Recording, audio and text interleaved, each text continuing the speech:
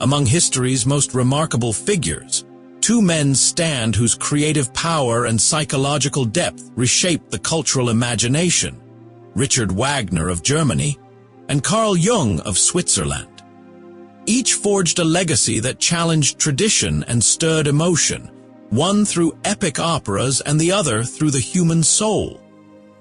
Let us begin with the first, Richard Wagner. Richard Wagner was born on the 22nd of May in the year 1813 in Leipzig, then part of the Confederation of the Rhine. What kind of childhood gave rise to one of history's most daring musical visionaries? How did the early loss of a father and the shadow of a mysterious stepfather shape a young boy's dreams? And what passions stirred in him as he wandered through a city rich in art and history? These early questions echo in the first steps of Wagner's life. Please watch my full video until the end, and don't forget to like, share, and subscribe. Please make sure to share it with your friends. Thank you. Now let us dive into the full story. Wagner was the ninth and youngest child of Carl Friedrich Wagner, a humble police clerk, and his wife, Johanna Rossine. Just 6 months after his birth, his father died of typhoid. Shortly after, Johanna entered a relationship with Ludwig Jayer, an actor and playwright, and moved the family to Dresden.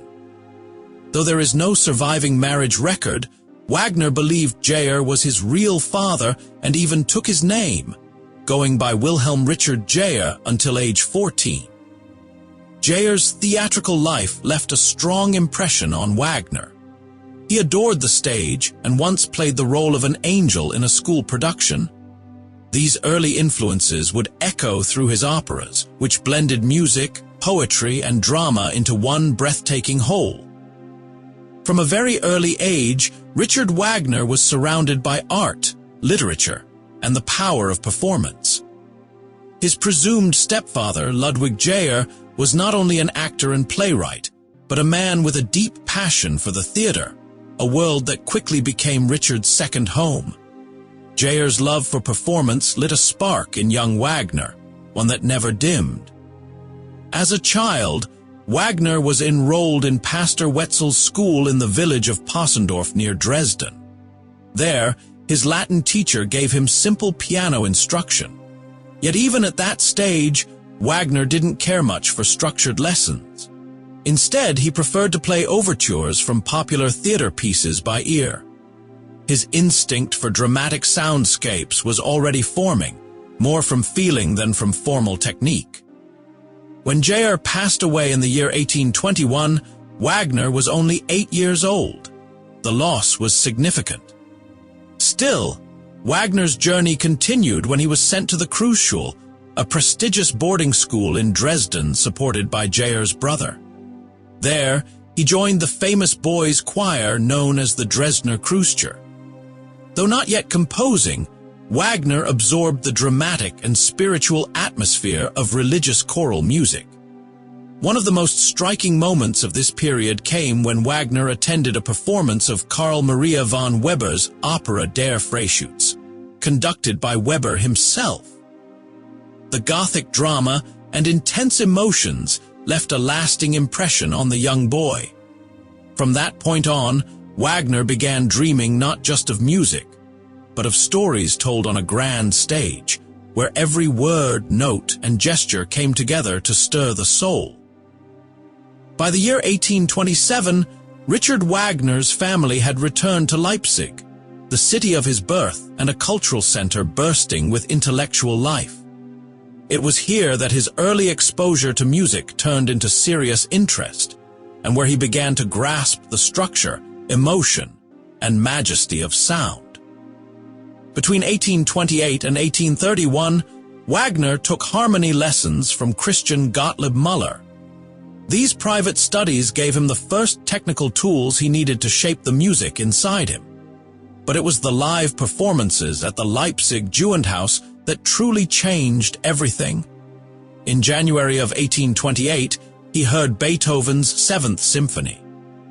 Just 2 months later, he experienced the Ninth. These concerts filled him with wonder, and he even made a piano arrangement of Beethoven's Ninth, a remarkable feat for a teenager. He also witnessed a performance of Mozart's Requiem, further deepening his respect for the great composers of the past. Around this time, Wagner began writing his own piano sonatas and orchestral overtures, experimenting with bold sounds and dramatic flair. But Wagner's heart was not only drawn to music, he dreamed of being a writer. In school, he started writing a tragic play called Lubold, heavily inspired by Shakespeare and Goethe.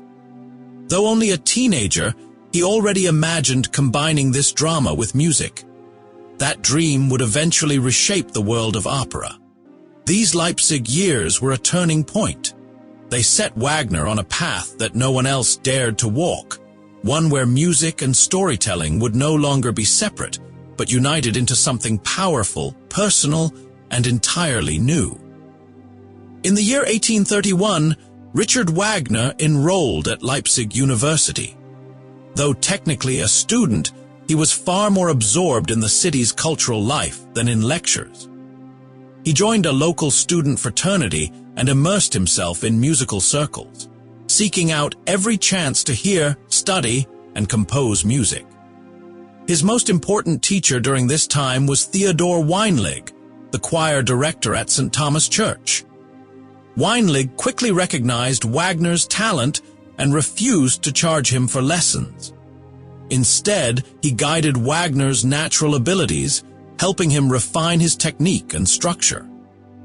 Under Weinlig's mentorship, Wagner composed his piano sonata in B-flat major, which he dedicated to his teacher. It became his officially published Opus 1. Encouraged by this early success, Wagner began expanding into orchestral works. In 1832, he completed a full symphony in C major, a bold, energetic piece influenced by Beethoven, which was performed publicly in Prague and later at the Leipzig Gewandhaus. The achievement gave Wagner his first real taste of recognition as a composer. He also began work on his first opera, Die Hochzeit, The Wedding, though it remained unfinished. Nonetheless, the attempt marked an important step. Wagner was beginning to test how music and drama could merge. Even in its early form, his ambition was clear. He wanted to go beyond mere entertainment. He wanted to create an emotional and intellectual experience that gripped both heart and mind. These student years were more than a period of study. They were the forging ground of an artist who, even in his youth, was already looking beyond the traditions of his time. In the year 1833, Richard Wagner's older brother Albert helped him secure a modest position as choir master at the theater in Würzburg. At just 20 years old, Wagner threw himself into composition with fierce determination. That same year, he completed his first full opera, Die Feen, or The Fairies.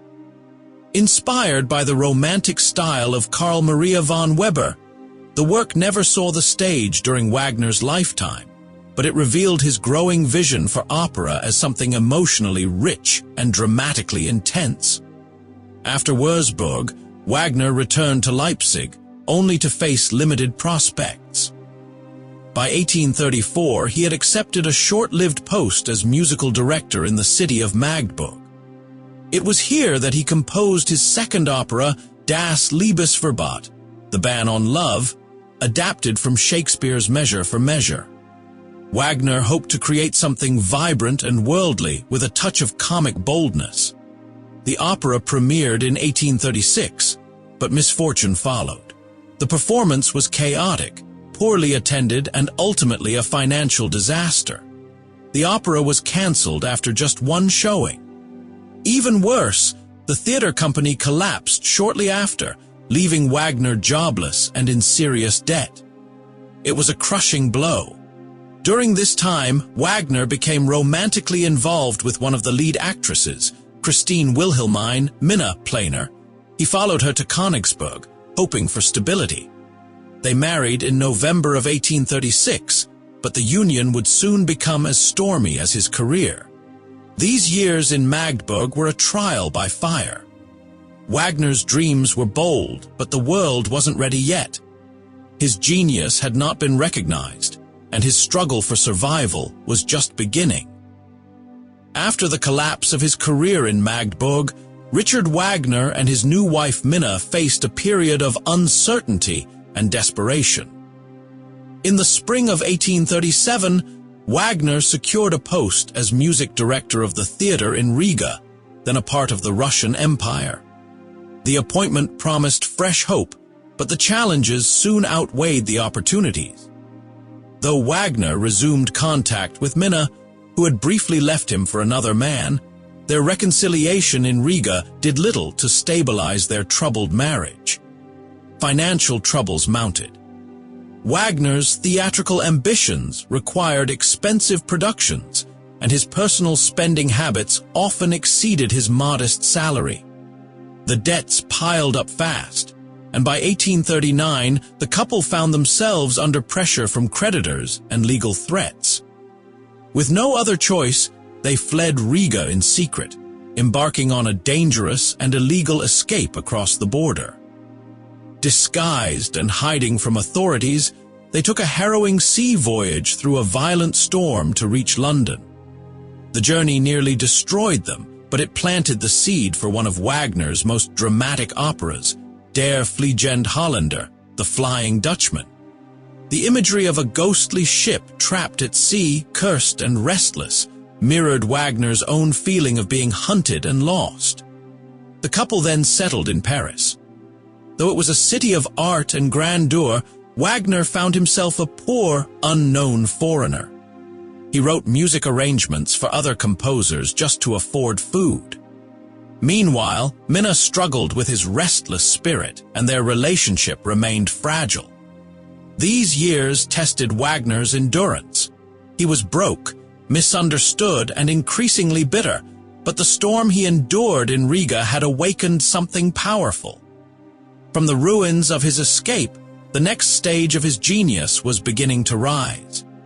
When Richard Wagner arrived in Paris in the autumn of 1839, he hoped to find recognition in the heart of Europe's musical world. Instead, he encountered a city that seemed indifferent to his dreams. Poor, unknown, and speaking limited French, Wagner spent the next 3 years in grinding poverty, but also in profound artistic development.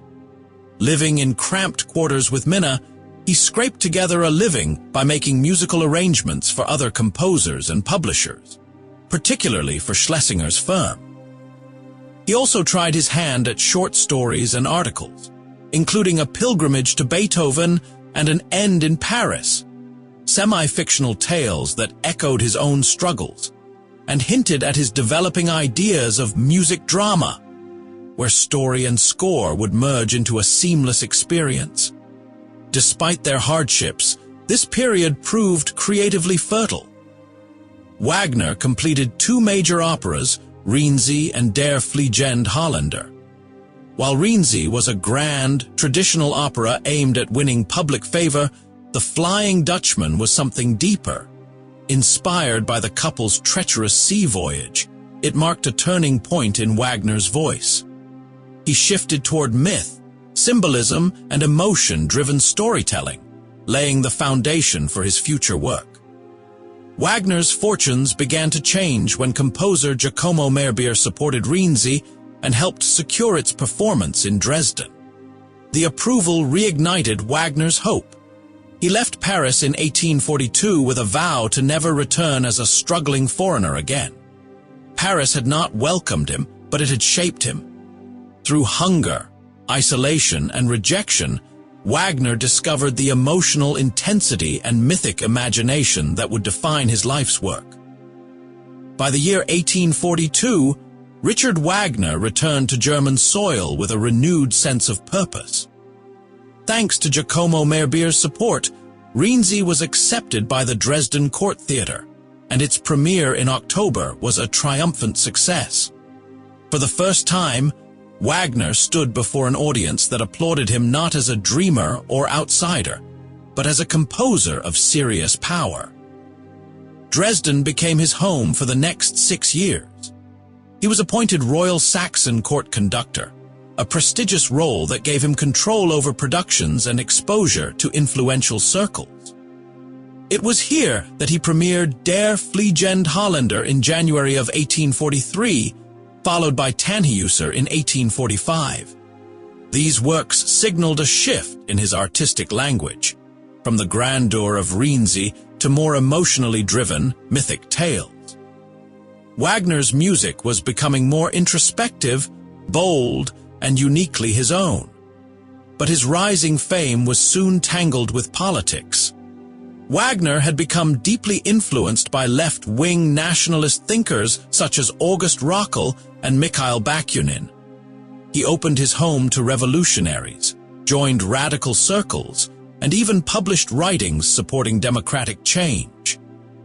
When the May Uprising of 1849 erupted in Dresden, Wagner played only a minor role, but it was enough. A warrant was issued for his arrest. With his career shattered and prison looming, Wagner fled the city. He passed through Paris and eventually found refuge in Zurich. Dresden had given him glory, recognition, and creative growth. But it had also exposed him to fire, political, personal, and ideological. The city that raised his name now drove him into exile, and the next chapter of his life would unfold far from the stage he once commanded. Forced into exile after the failed uprising in Dresden, Richard Wagner arrived in Zurich in the summer of 1849. Stripped of his official titles and hunted by authorities, he was now a fugitive, but also, for the first time, free to think and write without court restrictions. The next 12 years in Switzerland would become some of the most intellectually fertile of his life. Wagner was initially supported by Alexander Müller and later by private patrons, including the wife of his friend Karl Ritter. Though financially unstable and emotionally drained, Wagner poured his energy into essays that laid out his grand vision for the future of art. In the artwork of the future and opera and drama, he introduced the idea of the Gesamtkunstwerk, a total work of art that unified music, poetry, staging, and movement into one seamless expression. These writings showed Wagner rejecting traditional opera forms like arias and duets, which he felt separated music from meaning. Instead, he proposed continuous musical drama where every note served the story. He also began work on the Ring of the Nibelung, a massive 4-part cycle inspired by Norse myths and written entirely by his own hand. But his time in Zurich was not without controversy. In 1850, he published Judaism in Music, a deeply anti-Semitic essay that would haunt his legacy. Despite this, Wagner's theoretical influence continued to grow, reaching artists and thinkers across Europe. Zurich became his refuge, but it was also a crucible, a place where he refined his identity not just as a composer, but as a philosopher of music. Isolated from the stage, Wagner began composing a revolution, not in politics, but in sound itself. In the quiet of exile, Richard Wagner's life took a new and emotional turn. By the mid-1850s, two powerful influences would shape his thinking and his music in ways that could not be undone: the philosophy of Arthur Schopenhauer and the deep, complicated affection he developed for Mathilde Wessendonck, the wife of one of his patrons. Wagner first encountered Schopenhauer's writings in 1854. The philosopher's view of the world as ruled by blind, suffering desire, and music as its most direct expression, struck Wagner like lightning. Schopenhauer's belief that music could reveal the soul's inner truth deeply resonated with Wagner, who now began to rethink the balance between music and drama. Music would no longer serve the story, it would be the story. At the same time, Wagner grew close to Mathilde Wessendonck, whose husband Otto supported Wagner financially and even provided him a cottage to live and work in. Mathilda, cultured and poetic, became Wagner's muse. Their emotional bond, though never fully public, inspired some of his most personal work. He set her poems to music in the Wesendonck Lieder, and the passion he felt for her flowed directly into a new opera, Tristan und Isolde. Abandoning work on the Ring cycle, Wagner poured his heart into Tristan, a story of doomed love, longing, and transcendence. It was no longer just a composition, it was an emotional confession in sound. The bold harmonies and aching tension of the music would forever change the path of classical music. This period was both uplifting and destructive. Wagner had discovered a new musical language, but in doing so, he had stirred forces, personal and philosophical, that would follow him for the rest of his life. By the early 1860s, political tides had shifted. The ban that once forced Richard Wagner into exile was lifted, and in 1862 he returned to German territory, settling in the town of Biebrich near the Rhine. Though financially strained and still facing skepticism, Wagner began to imagine his musical dreams taking physical shape. What he did not expect was a royal hand reaching out to make those dreams possible. In 1864, the 18-year-old King Ludwig II of Bavaria came to the throne. A devoted admirer of Wagner's work, the young king summoned the composer to Munich and became his most important benefactor. Ludwig paid Wagner's enormous debts, gave him a salary, and promised support for the production of his operas.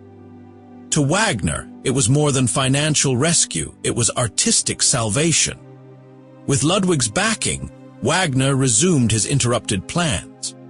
Tristan und Isolde, long delayed due to vocal challenges and its emotional intensity, finally premiered in 1865. Conducted by Hans von Bülow, the performance stunned audiences.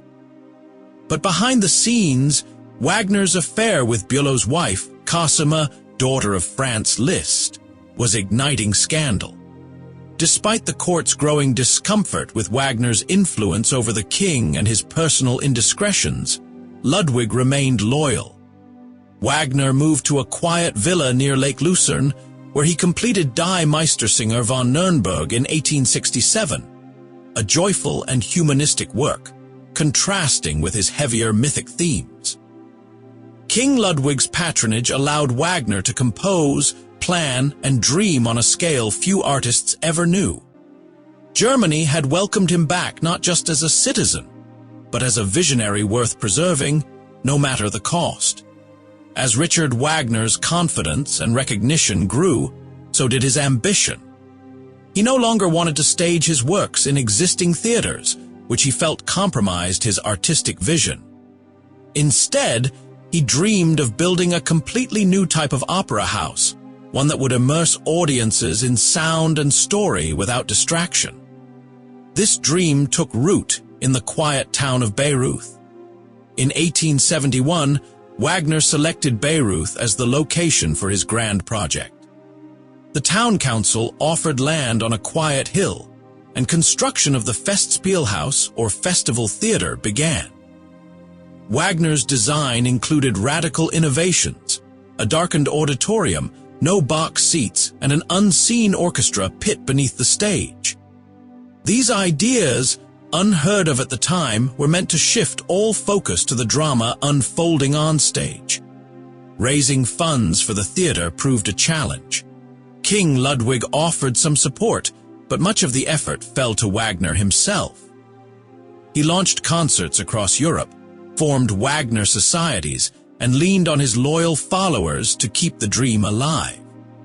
In 1874, with the building nearly stalled, Ludwig provided a crucial loan that saved the project. On the 13th of August in the year 1876, Wagner's lifelong vision came to life. The Bayreuth Festival opened with Das Rheingold, followed by the first complete performance of the full Ring cycle, a total of 4 operas presented across 4 evenings.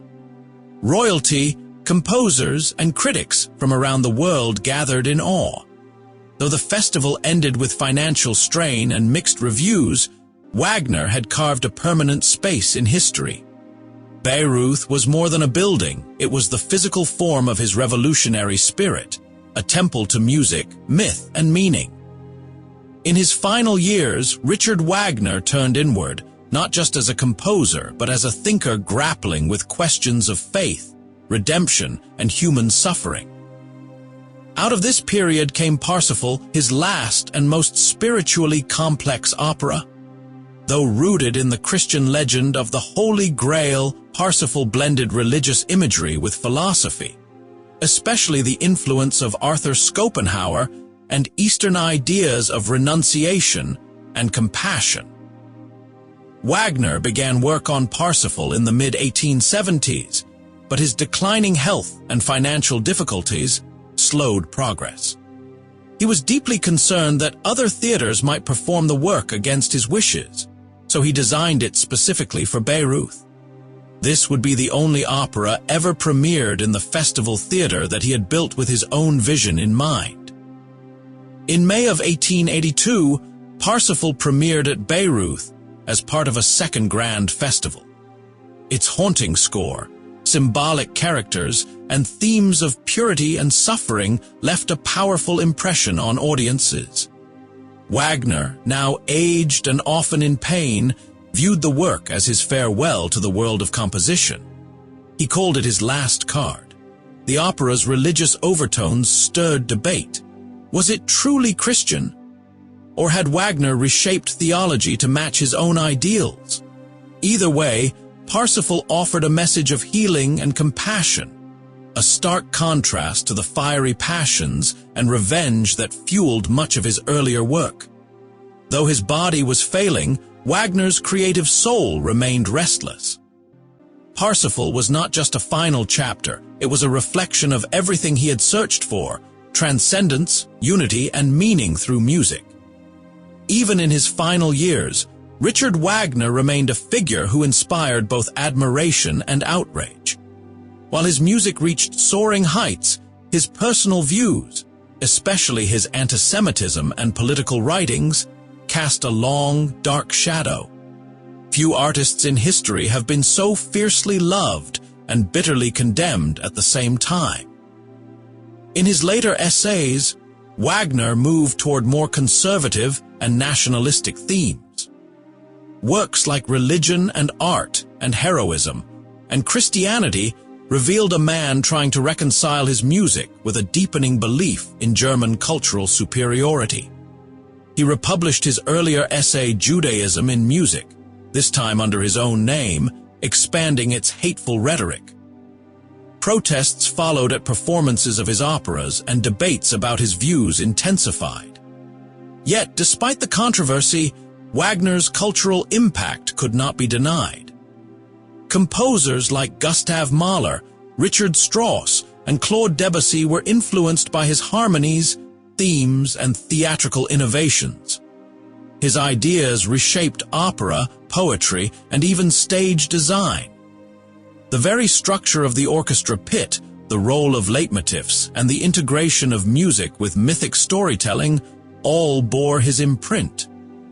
Privately, Wagner's health was worsening. He suffered from frequent chest pain and exhaustion. Still, he remained creatively active, revising works, writing essays, and overseeing the legacy of the Bayreuth Festival. He traveled with Cosima and his children to Italy, seeking warmth and rest during the cold winters. As the curtain drew closer on his life, Wagner was both celebrated and condemned. He was a man of contradictions, visionary and prejudiced, poetic and prideful. His legacy was already being debated, and it would remain a subject of fascination, admiration, and unease for generations to come. By the early months of 1883, Richard Wagner's health had declined beyond repair. Seeking relief from the harsh German winter, he and his family traveled to Venice. a city he had long admired for its haunting beauty and tranquil pace. There, in the historic Ka Vendramin Kalergi Palace along the Grand Canal, Wagner hoped for rest, but the peace he sought would be brief. On the afternoon of the 13th of February in the year 1883, while discussing a new essay on women and religion, Wagner collapsed from a massive heart attack. Despite immediate efforts, he died shortly after. He was 69 years old. The news shocked the cultural world. Europe mourned the passing of a composer who had redefined the very language of music. Wagner's body was transported back to Bayreuth, the town that had become his artistic sanctuary. On the 16th of February, he was buried in the garden of the Villa Wanfried, the home he had designed and cherished. The grave was simple, without grand monuments, surrounded by the trees and stone paths he had walked so often. Thousands came to pay their respects, including artists, nobles, and fellow composers. Cosima Wagner, devastated but determined, would spend the rest of her life protecting and promoting his legacy, ensuring the Bayreuth Festival endured as a shrine to his vision. In death, as in life, Wagner remained larger than any one label. Genius, visionary, radical, provocateur, all these and more echoed through his funeral bells. His music, complex and eternal, continued to stir the world. And in the silence of the Bayreuth garden, Richard Wagner found his final resting place beneath the soil of the dream he had turned into reality. Let us now turn to another remarkable figure of royal descent. Carl Gustav Jung was born on the 26th of July in the year 1875, in the small Swiss village of Keswil, nestled on the banks of Lake Constance. What hidden forces shaped the mind of a boy who would one day reshape our understanding of the human soul? How did early encounters with death, myth, and mystery forge the path of a man destined to challenge the father of psychoanalysis?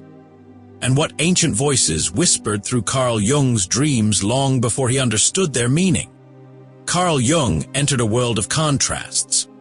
His father, Paul Jung, was a Protestant pastor with a troubled relationship to faith, a man who seemed to believe out of duty more than conviction. His mother, Emily, was often unwell and withdrawn, yet surrounded herself with spiritual tales and a deep, almost mystical intuition. These opposing forces, rational faith and emotional depth, would become the very duality Jung sought to reconcile throughout his life. The Jung household echoed with ghost stories, biblical passages, and the creaking silence of the Swiss countryside. Carl was a quiet and sensitive child, drawn more to introspection than to play. He often wandered alone, collecting stones, watching insects, and losing himself in long daydreams. He saw visions and symbols in the natural world, and once even imagined a phallic underground god, an early glimpse into his lifelong obsession with archetypes and the unconscious. These early years were not without fear. A near-death accident at school made Carl aware of life's fragility. But through solitude, observation, and an imagination that refused to sleep, a quiet revolution was beginning. The child from Keswil would soon become the father of depth psychology. Carl Jung's early school years revealed a complex mixture of brilliance and detachment. Though he was clearly gifted, his academic path was far from smooth. He disliked crowds and social expectations, often preferring the inner world of thought to the outer world of structure. Yet beneath this quiet nature stirred a deep hunger, not just to learn, but to understand the unseen. As a teenager, Jung was fascinated by philosophy, mythology, and natural science. He devoured books on comparative religion, ancient cultures, and occult traditions. While others studied to pass exams, Jung studied to uncover meaning. He was especially intrigued by the question of existence, not in the abstract, but in terms of personal purpose and collective heritage. Originally drawn to archaeology, Jung eventually shifted his focus toward medicine after a revelatory moment in his final year of high school. He fainted during a stressful oral exam, an experience that would later lead him to explore psychosomatic symptoms. Realizing his own body had responded to internal pressure with physical collapse, Jung began to see how the mind and body were inseparably linked. He enrolled at the University of Basel in 1895, where he began studying medicine with a focus on psychiatry. This decision was not popular in all circles, as psychiatry at the time was seen as a vague and unstable field. But for Jung, it was a calling. Here, he saw the possibility of bridging ancient wisdom and modern science, of exploring the soul without abandoning reason. In these formative academic years, Carl Jung's curiosity crystallized into a path that would lead him toward the mysteries of the human psyche, and eventually into the depths of the collective unconscious. At the dawn of the 20th century, Carl Jung's path took a decisive turn. After completing his medical studies at the University of Basel, he began an internship at the Burgosli Psychiatric Hospital in Zurich in the year 1900. This institution, under the direction of the brilliant Eugen Bleuler, was known for its progressive approach to mental illness. For Jung, it was the perfect crucible to refine his theories and confront the mysteries he had long contemplated. At Burgosli, Jung encountered schizophrenia patients whose words and behaviors defied conventional logic, but resonated with ancient myths, symbols, and hidden meanings. These experiences stirred something deep in him. He began to see mental illness not merely as a disease of the brain, but as a message from the unconscious, a symbolic language calling out from within. It was during this period that Jung developed the word association test, a pioneering method to uncover emotional complexes hiding beneath a person's conscious thoughts. This test became a powerful tool in experimental psychology, proving that words could trigger unconscious reactions and reveal inner wounds. Jung's work earned recognition beyond Switzerland. In 1903, he published studies in word association, bringing attention to the emotional undercurrents beneath conscious language. He believed the unconscious was not just a dumping ground of forgotten memories, but a rich and structured system filled with archetypes, shadows, and ancestral echoes. This chapter of clinical research and innovation solidified Jung's growing belief that to heal the mind, one must first understand its depths. The unconscious was no longer a dark abyss. It was a frontier waiting to be explored. In the early years of the 20th century, Carl Jung stepped into one of the most advanced psychiatric institutions in Europe, the Burgosli Hospital in Zurich. It was here, under the mentorship of Eugen Bleuler, that Jung began to carve his place in the future of psychology. Bleuler, who coined the term schizophrenia, emphasized understanding the patient's experience rather than merely controlling symptoms. This philosophy deeply resonated with Jung. At Burgosli, Jung was struck by how patients with mental illness seemed to speak in symbols and fragmented metaphors. He started to believe that these weren't meaningless ramblings. They were expressions of an inner world trying to surface. Jung's fascination grew, and so did his conviction. The mind was not just a machine gone wrong, but a vast, layered universe with its own hidden structure. Jung became known for his innovative use of the word association test, which helped identify emotional complexes by tracking how patients responded to specific words. These unconscious emotional knots, he believed, were central to mental suffering. The success of his experiments brought him academic recognition and further confirmed his view that the unconscious mind held the key to understanding the psyche. His work at Burgosli wasn't just academic, it was personal. Jung was diving into the depths of the human condition, not from a distance, but from within the trenches.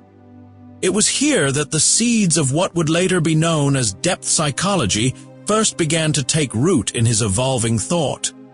Carl Jung's growing reputation in the psychiatric world soon brought him into contact with a figure who would shape, and later divide, his career, Sigmund Freud. Their first meeting in Vienna in 1907 lasted over 13 hours, a marathon conversation that sparked both admiration and an intense intellectual bond. Freud, nearly 20 years Jung's senior, saw in him a potential heir to carry forward the new field of psychoanalysis. Freud believed that dreams and neuroses were rooted primarily in repressed sexual desires. Jung was intrigued but not fully convinced. Still, their friendship deepened, built on long letters and shared hopes of reshaping the understanding of the human mind. Freud saw Jung, a non-Jewish psychiatrist from Switzerland, as the ideal figure to broaden psychoanalysis beyond its Viennese and Jewish origins. For several years, Jung stood beside Freud as his closest ally. He was appointed the first president of the International Psychoanalytical Association and edited key journals to advance the Freudian cause. Their writings echoed each other, and their names became inseparable in the movement's early rise. Yet, beneath this alliance simmered quiet tension. Jung's spiritual inclinations and broader interest in mythology, religion, and symbolism began to push against Freud's strict focus on sexuality and childhood trauma. Still, during this period, Jung remained loyal, seeking to bridge their visions without rupture. But the foundations of their relationship were beginning to show cracks, and a dramatic turning point was just ahead. The bond between Carl Jung and Sigmund Freud, once so strong, could not survive the deepening cracks in their views of the mind. By 1912, those cracks became a chasm. Jung's growing emphasis on universal myths, religious symbolism, and the concept of a collective unconscious clashed fundamentally with Freud's narrower lens of repressed sexuality as the core of all neuroses. Jung believed the psyche was more than a storehouse of hidden desires. He saw it as a dynamic, layered structure, one that reached beyond the personal to something ancient, shared, and archetypal. Freud rejected this outright, viewing it as mysticism and a betrayal of scientific rigor. Letters between the two grew tense. Freud's former warmth turned cool and guarded. Meanwhile, Jung began to feel increasingly stifled, unwilling to silence his intuitive vision just to preserve their fragile alliance. Their final break came during the publication of Jung's book Symbols of Transformation, which directly challenged Freudian theory. Freud saw it as a personal attack. The silence that followed marked the end of one of psychology's most famous collaborations. Jung resigned from the International Psychoanalytical Association, losing not only a mentor, but also much of his professional support network. This was no quiet parting, it was a psychological and emotional rupture. Jung entered a period of isolation and self-questioning. Yet within this painful distance, a new journey would begin, one that would redefine not just his own mind, but the landscape of modern psychology. After his split from Freud, Carl Jung found himself plunged into a storm of inner chaos. From the outside, it seemed like a breakdown, but for Jung, it was a deliberate descent into the unknown regions of his own psyche. Beginning around 1913, he embarked on a deeply personal and uncharted journey, often referred to as his confrontation with the unconscious. He experienced strange visions and powerful dreams. He spoke of a great flood engulfing Europe, of ancient gods, and of inner voices guiding him towards symbolic meaning.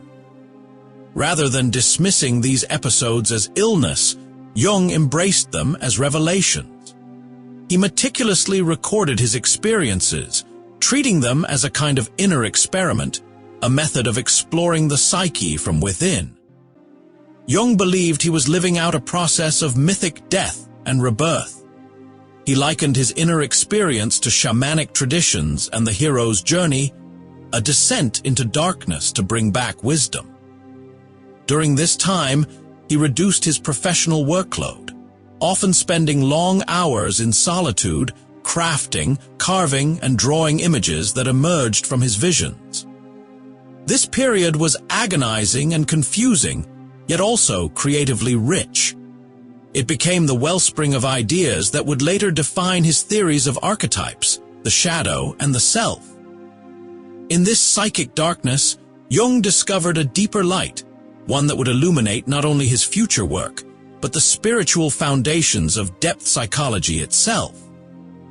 Emerging from his inner descent, Carl Jung began crafting a remarkable and deeply private manuscript, a project he would call the Liber Novus, or the New Book. To the world, it became known simply as the Red Book. Bound in rich red leather and filled with stunning calligraphy and vivid paintings, it was unlike anything produced by a psychologist before or since. Between 1914 and 1930, Jung used this book to document the strange visions, dialogues, and symbolic dramas that had surfaced during his inner crisis. He did not intend it for publication. Rather, it was his personal record of an intense spiritual and psychological journey. He painted mandalas, archetypal figures, mythic beasts, and dreamlike landscapes, all reflections of the unconscious mind trying to speak. The Red Book was not clinical or academic. It was poetic, mysterious, and deeply emotional. Jung believed that the soul had to be met on its own terms, and this manuscript was his way of doing so. It challenged the boundary between madness and insight, showing how inner chaos could become the source of profound wisdom. For decades, Jung's family kept the book private, believing it too personal and too powerful to share. It was not until 2009, nearly half a century after his death, that the world finally glimpsed its pages. In that bold, red volume lies the heart of Jung's transformation, a raw, honest conversation between a man and the deepest forces of his own soul. As Carl Jung emerged from the depths of his inner world, he brought with him one of his most groundbreaking concepts, the idea of the collective unconscious. Unlike the personal unconscious, which held forgotten memories and repressed feelings, the collective unconscious was something far older and deeper. Jung believed it was shared by all humanity, a vast reservoir of primal patterns and symbols inherited from our ancestors.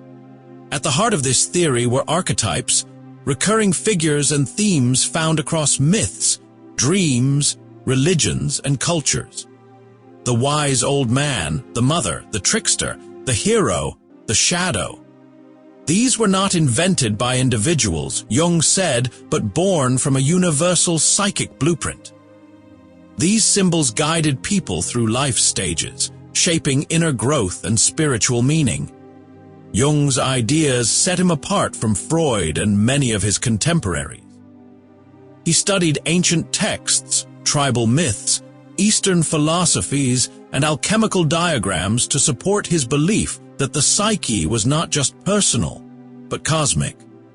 He saw the human soul as a mirror reflecting the entire history of the human species, a theater where universal dramas played out again and again. This theory helped explain why people in vastly different cultures dreamed of the same figures or worshipped similar gods.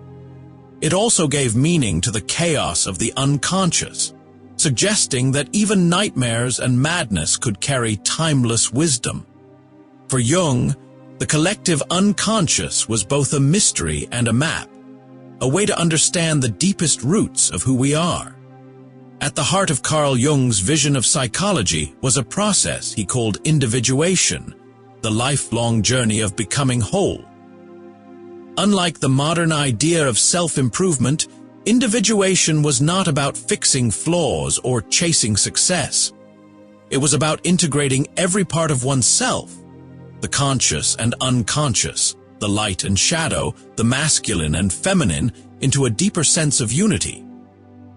Jung believed that each person carried within them not only a conscious identity, but also hidden parts they often ignored or denied. These unrecognized elements formed the shadow, a psychological space where anger, fear, guilt, and forgotten dreams often lived. The path to individuation required facing the shadow, not suppressing it. As people moved through life, Jung argued, their dreams, crises, and relationships offered symbols and clues pointing toward integration. Through these experiences, the ego could gradually connect with what Jung called the self, a larger, wiser center of the psyche.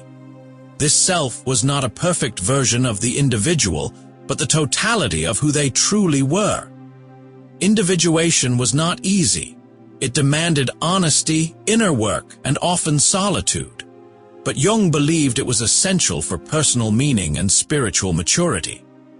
In a world that often pressured people to conform, individuation offered a counter path, one of deep authenticity and purpose.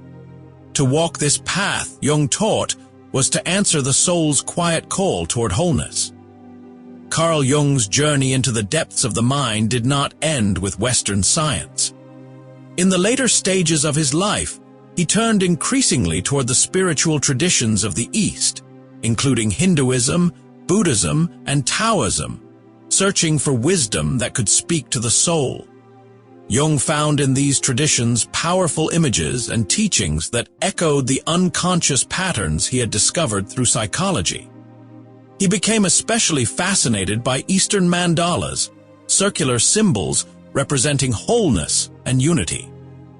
In them, Jung saw profound reflections of the self and the process of individuation. These sacred patterns often emerged in the dreams of his patients, guiding them inward like ancient maps of the psyche. But Jung also looked backward in time, toward the cryptic world of medieval alchemy. Though once dismissed as a primitive attempt to turn metal into gold, Jung interpreted alchemy as a symbolic language for inner transformation. The alchemists, he believed, were not just chemists, but seekers of psychological integration, hiding deep truths in layers of symbol and metaphor. By blending the mysticism of the East with the forgotten wisdom of the West, Jung crafted a psychology that honored both science and spirit. He saw human beings not just as thinkers and doers, but as spiritual explorers called to discover the sacred within themselves. For Jung, true healing was not just mental or emotional, it was spiritual, and it demanded reverence for the symbols that guided the soul. As Carl Jung's theories matured, his role shifted from explorer to teacher, guiding others through the rich inner landscapes he had mapped. Though once seen as Freud's rebellious disciple, Jung had now become a thought leader in his own right. His lectures, books, and interviews carried his voice far beyond the walls of his Swiss home. He taught in universities, spoke at international psychology congresses, and inspired a generation of analysts.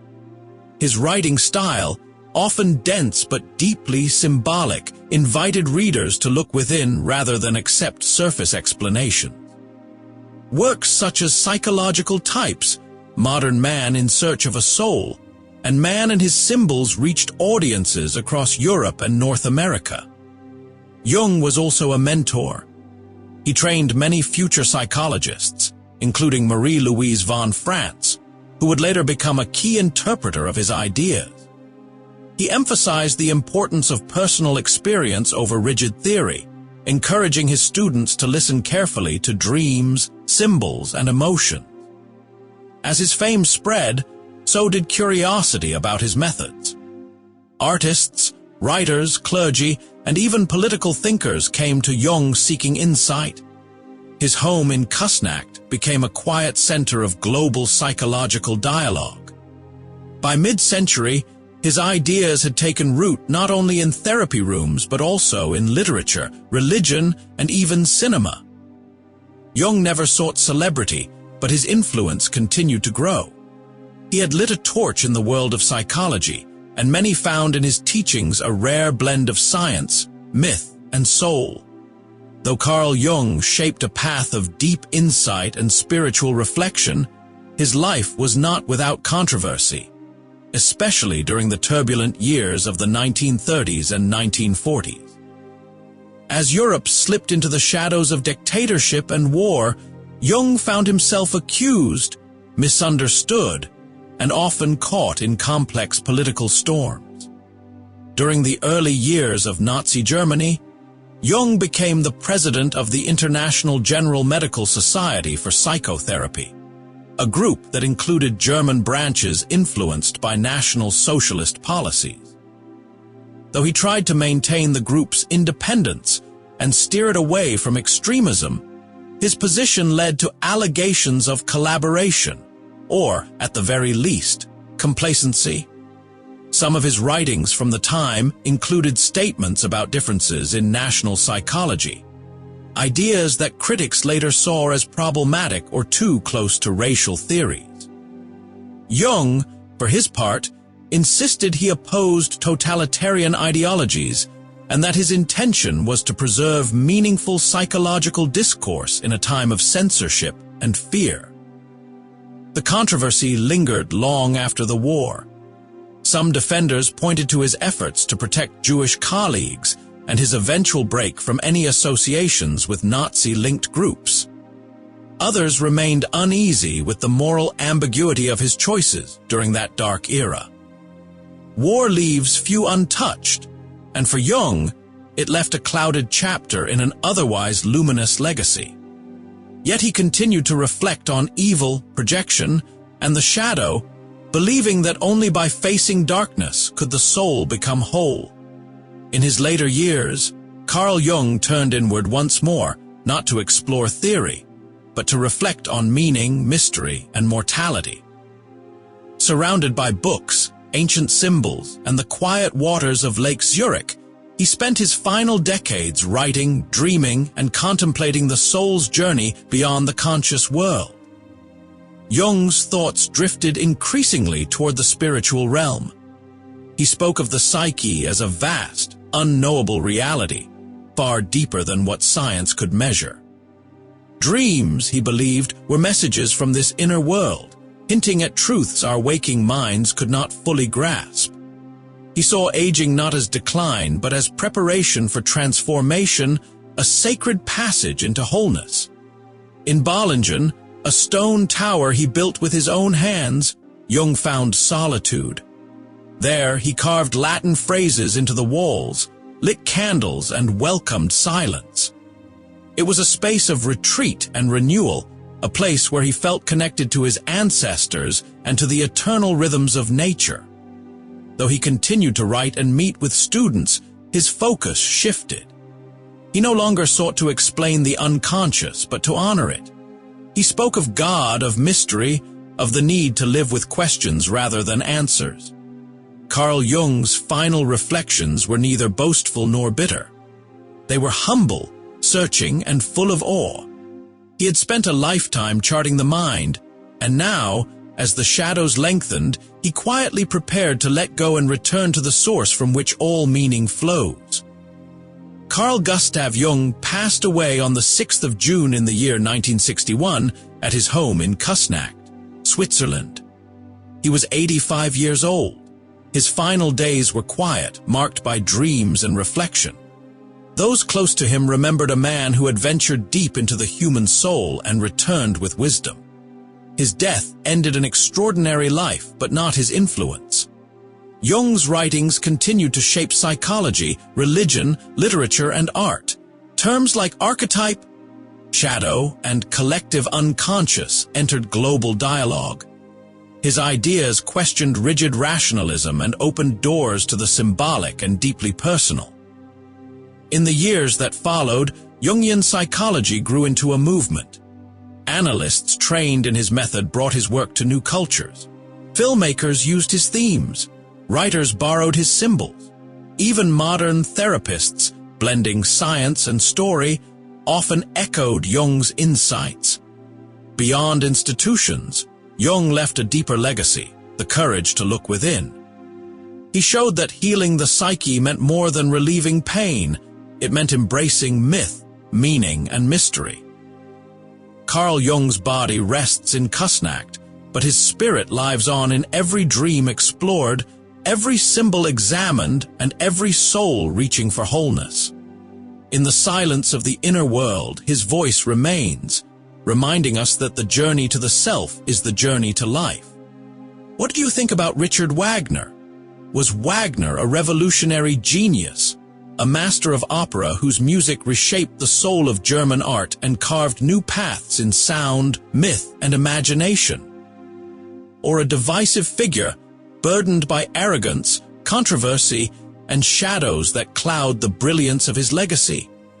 And what about Carl Gustav Jung? Was Jung a visionary of the human psyche, a seeker of symbols, dreams, and truth, who gave language to the depths of the soul and lit the path toward wholeness? Or a solitary mind, tangled in contradictions, drifting between science and spirit, never fully understood even in his own time? Were these men prophets of their age, artists of thought and sound who dared to explore the unconscious and the divine? Or were they wanderers lost in their own labyrinths, leaving behind echoes, symbols, and unresolved questions? Let us know in the comments below. And if this story moved you, please like, share, and subscribe to our channel for more powerful tales from the past, stories of courage, choice, and the quiet force behind history. Thank you so much for watching.